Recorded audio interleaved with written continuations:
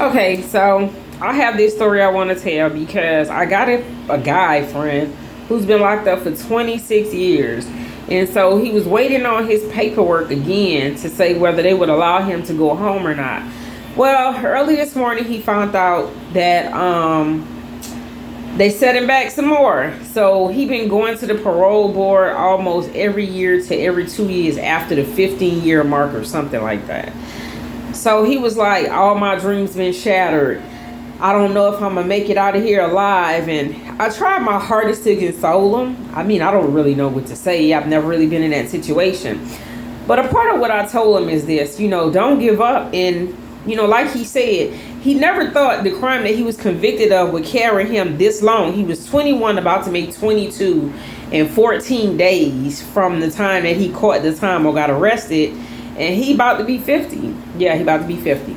So, he like, don't nobody, he said, what, I'm going to be old enough to come out there and be an old bum. And I'm like, don't give up hope, because you have a message that needs to be told to the youngsters. You know what I'm saying? It's so many of them out here, they throwing their life away for nothing. Not even robbery. I mean, not saying that's good. I'm just saying there's no money involved. It's just, they just doing it. They just doing it. And it's so sad for clout or to say they a real nigga. Fuck all that. Late at night when you ain't got no cell phone, your mama ain't got no money to give you, things just hard at the crib, you all by yourself, it's hard. And even if you thought you had all these things, it's still hard. You know what I'm saying? You stressing out your mama.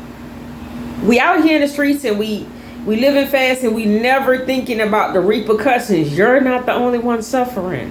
If you have a mother that loves you, I promise you, she's in tears more than half the time. Knowing all that you go through on a daily basis, praying you come out alive, unscathed, maybe mentally, because that's got to be post-traumatic. I'm just saying. But on top of that, listen, when y'all get locked up, y'all mama getting older. This guy, mom is 80-something. He don't even like to talk to her because right now, she don't even remember who he is. And that hurts him. Because the last 26 years, he ain't been there. He ain't been there. Did he think about that? No. He cried and he said, I was trying to keep a street code.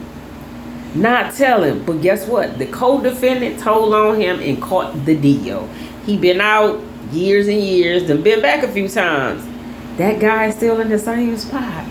Maybe a different penitentiary, you know what I'm saying?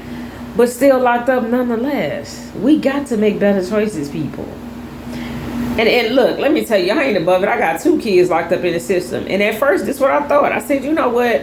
This got to be something that I did. This is what I was thinking. Look, I went to visit him. Hey, is it anything that I did? My oldest son, this is what I asked. He said, no, mom, couldn't have been a better mama. I thank God for that, and he set responsibility. My youngest son, same thing. No, it ain't nothing I did. But let me tell you, parents, if you know you've done the best you could do, you got to just be there for them. I don't rub my kids' face in it. No. You dealing with the repercussions daily. There's no need for me to say I told you so at this point. You could see it. You living it every day. It's survival at this particular moment. And you got to try to elevate and not become a product of your environment. A product of your environment. And one might say, well, it was a product when it was free. No, they sought that out. They sought that out. I gave them a better life than I had. Believe that. Some things people just want to do. I still support them 100%. I love my children.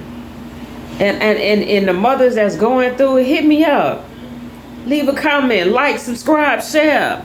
My prison stories, I have so many, I promise you. And there's so many things I've learned on down the years of things that was encountered during a penitentiary stay. One of them I got almost to the end. One I'm going up for parole. This is not easy peasy, I promise you. I cried daily and I've apologized multiple times. Yeah, the guilt is off me, supposedly. But it's still something that in me that says, just maybe if I would have moved here instead of there, or I would have had this job instead of that job. Just different stuff. You know what I'm saying? Just different stuff. Well, get back with me if you can. My name is actually Zebby. Yeah, Zebby. I'm patient care tech. I work nights. So I look a little rough. I need to do my hair, but I don't know. Maybe I will tomorrow. Get back at me. Mom Prison Stories. Peace.